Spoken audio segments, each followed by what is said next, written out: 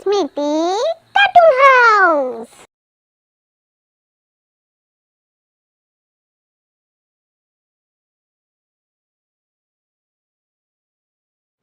Hello বন্ধুরা, আজ আমি আবার এসে গেছি আরো একটা নতুন গল্প নিয়ে। আজ তোমাদের কাছে নিয়ে এসেছি গরিবের জাদু রাখির গল্প। জয়িতা নামে একটা ছোট্ট মেয়ে তার মা আর বাবার সাথে একটা গ্রামে থাকতো। জয়িতারা খুব গরিব ছিল। জয়িতার বাবার ছোটখাটো একটা মুদিখানার দোকান ছিল, তার থেকে খুব বেশি রোজগার তাদের হতো না, তাই খুবই কষ্টে দিন কাটতো। এত দারিদ্রতার মধ্যেও তারা বিশ্বাস করত ভগবান ঠিক একদিন না একদিন তাদের সমস্ত কষ্টের দিন শেষ করবেন। জয়িতার বাবা এবং মা দুজনেই রাধা কৃষ্ণের ভক্ত ছিলেন। প্রতি সপ্তাহে একদিন করে জয়িতার মা জয়িতাকে নিয়ে রাধা কৃষ্ণের মন্দিরে যেতেন পুজো দিতে।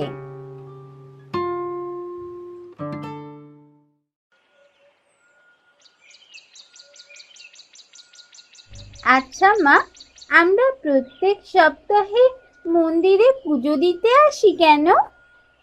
প্রত্যেক সপ্তাহে মন্দিরে এসে আমরা আমাদের কষ্টের কথা ঠাকুরকে জানাই আর ঠাকুরের কাছে প্রার্থনা করি যেন আমরা সমস্ত বিপদ থেকে বেঁচে থাকতে পারি, আমরা সুস্থ থাকতে পারি। ও, তার মানে যখনই আমাদের মনে কষ্ট হবে আমরা এসে ঠাকুরকে বলবো? হ্যাঁ, যখনই কোনো কষ্ট হবে মন্দিরে এসে ঠাকুরের কাছে মন খুলে কষ্টের কথা জানাবি। ও, তার মানে ঠাকুর আমাদের বন্ধু। আমরা তো বন্ধুর কাছে গিয়ে কষ্টের কথা বলি, তার মানে ঠাকুর আমাদের বন্ধু হয়। হ্যাঁ, বন্ধুই তো, ঠাকুর আমাদের সব থেকে ভালো বন্ধু। কি মজা, আজ আমার আরো বন্ধু হলো। আমি না এবার থেকে যখনই মন খারাপ করবে তোমার কাছে চলে আসবো। শুধু মন খারাপ করলে না, আমার যখন আনন্দ হবে তখনও আমি তোমার কাছে চলে আসবো, বুঝলে ঠাকুর? এরপর থেকে জয়িতা প্রায় একা একাই রাধাকৃষ্ণের মন্দিরে গিয়ে নিজের আনন্দের কথা কষ্টের কথা ঠাকুরকে জানাতো। এইভাবেই কোনো রকমে তাদের দিন কেটে যাচ্ছিল।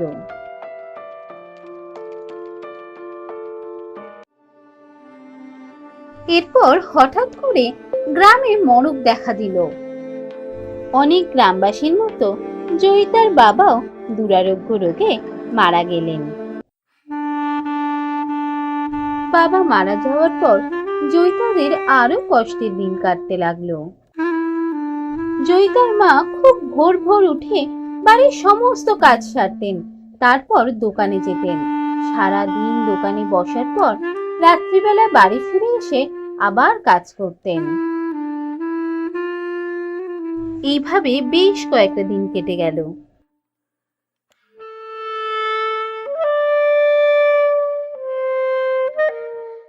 অতিরিক্ত কাজের ভার সামলাতে না পারায় জয়িতার মা অসুস্থ হয়ে পড়লেন।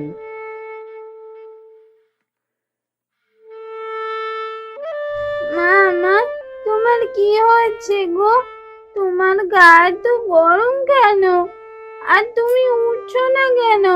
তুমি দোকানে যাবে না? মা, তোমার কি হয়েছে মা? না রে, আজ দোকানে আর যেতে পারবো না। মনে হচ্ছে খুব জ্বর এসেছে।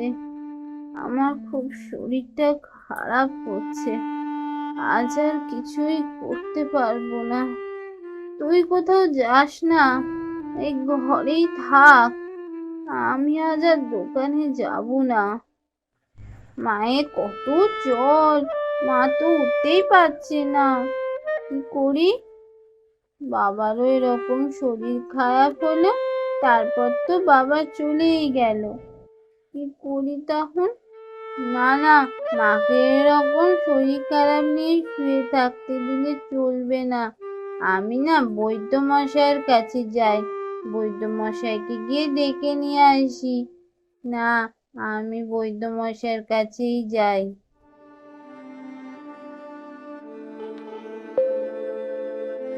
জয়িতা বৈদ্যমশাইয়ের কাছে গিয়ে মায়ের অসুস্থতার সমস্ত কথা বলল এবং তারপর বৈদ্যমশাইকে নিয়ে মায়ের কাছে এলো। বৈদ্যমশাই একটা কাগজে কিছু ওষুধের নাম লিখে জয়িতার হাতে দিয়ে চলে গেলেন। এরপর সে খুব কষ্টে মায়ের জন্য সব ওষুধ জোগাড় করলো। এত কাজের চাপে পড়ে ছোট্ট জয়িতা তার বন্ধু রাধাকৃষ্ণের কথা ভুলেই গেল। দেখতে দেখতে বেশ কয়েকটা দিন কেটে গেল।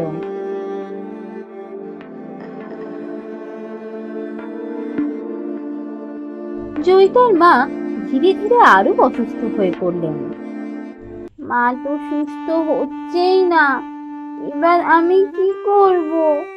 টাকাও তো কোথাও নেই। এবার তো ওষুধ কিনতে গেলেও টাকা চাই, আমার কাছে তো টাকা নেই।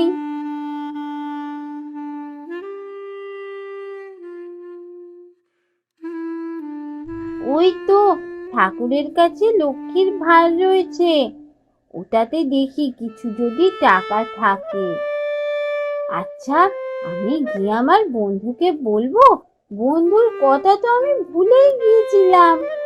আমি একবার মন্দিরে যাই, মন্দিরে গিয়ে বন্ধুকে সব কথা জানিয়ে আসি, তারপর এসে এখান থেকে টাকা নিয়ে মায়ের জন্য ওষুধ কিনতে যাব। মন্দিরে গিয়ে সে তার মায়ের সমস্ত কথা বলল। ঠাকুর, তুমি তো আমার খুব ভালো বন্ধু, তাহলে আমায় এবার বলে দাও না আমি কি করব? বাবাও অসুস্থ হয়ে চলে গেল, মাও খুব অসুস্থ, আমায় বলো না ঠাকুর, আমি এবার কি করব? অনেকক্ষণ ধরে ঠাকুরের সামনে কান্নাকাটি করার পরও যখন সে ঠাকুরের কাছ থেকে কোনো উত্তর পেল না, তুমি খুব বাজে, তুমি কারোর বন্ধু হতেই পারো না। আমি কখন থেকে এসে কত কাঁদছি, কেঁদে কেঁদে তোমায় বলছি, আমার সব কষ্টের কথা বলছি, তুমি কোনো উত্তরই দিচ্ছ না। তুমি খুব বাজে, আমি কোনোদিনও তোমার কাছে আর আসবো না।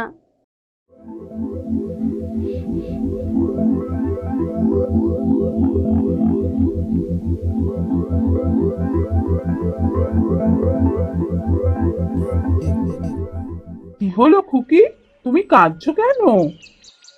তুমি কে? আমি তো এই মন্দিরে পুজো করি, তোমায় এত কাঁদতে দেখলাম, কি হয়েছে তোমার? আমার মা খুব অসুস্থ, কতদিন হয়ে গেল মা দোকানেও যেতে পারে না, বিছানাতেই শুয়ে আছে। বৈদ্যমশাই আসেন, ওষুধ দেন, চলে যান। কত ওষুধ খেলো, মা সুস্থই হচ্ছে না। আমি তাই ঠাকুরের কাছে এসে বললাম। মা বলেছিল ঠাকুর আমাদের সব থেকে ভালো বন্ধু। মা ঠাকুরের কাছে এসে কত করে বললাম, আমি এবার কি করব বলতে। এত বাজে ঠাকুর, আমার বন্ধুই নয়, আমায় কিচ্ছু বললো না, আমার কথায় কোনো উত্তরই দিল না। ও তাই বুঝি? শোনো, ধৈর্য ধরো, তোমার মা ঠিক সুস্থ হয়ে যাবেন। আজকে তো রাখি পূর্ণিমা, জানো তো? ও, আজকে রাখি বুঝি? না, আমি তো ভুলেই গিয়েছিলাম। মা এত অসুস্থ, আমার এসব কথা মনেই নেই। আচ্ছা ঠিক আছে, শোনো, আমি তোমাকে একটা রাখি দিচ্ছি, এই নাও। এই রাখিটা তুমি গিয়ে তোমার মায়ের হাতে পরিয়ে দেবে, দেখবে তোমার মা সুস্থ হয়ে যাবেন। তাই তুমি সত্যি বলছো? এই রাখিটা গিয়ে মায়ের হাতে পরিয়ে দিলেই মা সুস্থ হয়ে যাবে?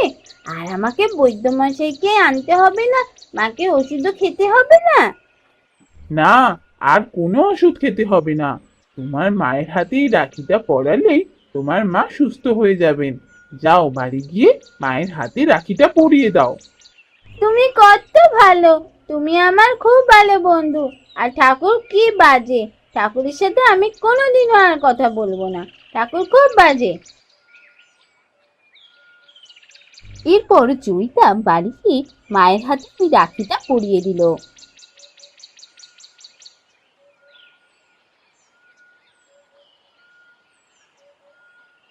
এটা তুই আমার হাতে কি বাঁধলি রে জয়িতা?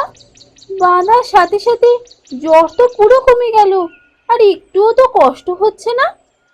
আমার তো মনেই হচ্ছে না যে আমি এতদিন অসুস্থ ছিলাম। কি বাঁধলি এটা?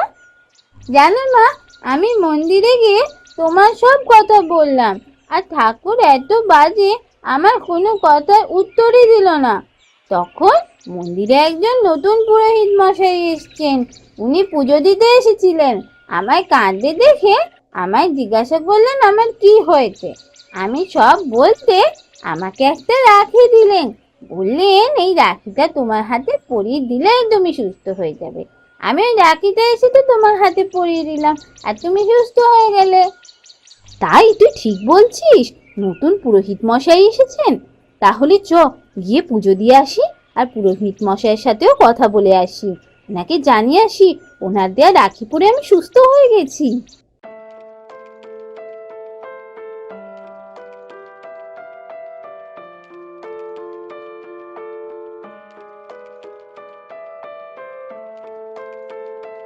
পুরোহিত মশাই, আপনি এখানে? নতুন পুরোহিত মশাই কোথায় আছেন? ওনার সাথে একটু কথা বলতে পারবো? নতুন পুরোহিত? কোনো নতুন পুরোহিত তো আসেনি। আমি যেমন পুজো করি তেমনই তো পুজো করছি। কোনো নতুন পুরোহিত তো আসেনি এই মন্দিরে। কিন্তু জেঠু, একটু আগেই যে একজন এসে বললেন উনি এই মন্দিরের নতুন পুরোহিত। আমার সাথে কত কথা বললেন, আমাকে একটা রাখি দিলেন। না তো, এসব কি বলছে জয়িতা? এই মন্দিরে তো আমি ছাড়া কোনো পুরোহিত আসেনি, আর আমি তো এই মাত্র এলাম। আমি এসেও তো এখানে কাউকে দেখতে পাইনি। এইসব কি হচ্ছে? কিছুই তো বুঝতে পারছি না। এই যে দেখুন আমার হাতে রাখিটা বাঁধা আছে, এই রাখিটাই ওকে পুরোহিত মশাই দিয়েছিলেন, আর এই রাখিটা পরেই আমি সুস্থ হয়ে গেলাম। তাই তো আমি এলাম ওনার সাথে কথা বলবো বলে। কি হচ্ছে কিছুই তো বুঝতে পারছি না। আচ্ছা জয়িতা, তুমি যে পুরোহিত মশাইকে দেখেছো, তাকে দেখতে কেমন ছিল বলো তো? ওনাকে দেখতে একদম কৃষ্ণ ঠাকুরের মতো ছিল। ওনার মাথাতেও ওরকম ময়ূরের পালক ছিল, যেমন কৃষ্ণ ঠাকুরের মাথায় থাকে। আবার বাঁশিও ছিল ওনার কাছে, আমি দেখেছি। কৃষ্ণ ঠাকুরের কাছে যেমন বাঁশি রয়েছে না, একদম সেরকম বাঁশি। জয়িতার সরল মন নিয়ে ঠাকুরকে ডেকেছে বলে স্বয়ং কৃষ্ণ ঠাকুর জয়িতাকে দেখা দিয়েছেন। আমি আমি ধন্য হলাম, আমার মেয়েকে স্বয়ং কৃষ্ণ ঠাকুর এসে দেখা দিয়েছেন। এই এই রাখি আমি যত্ন করে রেখে দেবো আমার কাছে, সারা জীবন রেখে দেবো। আর গ্রামে যখনই কেউ অসুস্থ হবে, এই রাখি আমি তার হাতে গিয়ে পরিয়ে দেবো, যাতে সেও আমার মতো সুস্থ হয়ে ওঠে। তার মানে আমার বন্ধু কৃষ্ণ ঠাকুর আমার কথার উত্তর দিয়েছিলেন। তাহলে কৃষ্ণ ঠাকুর খারাপ বন্ধু নয়, কি বলো মা?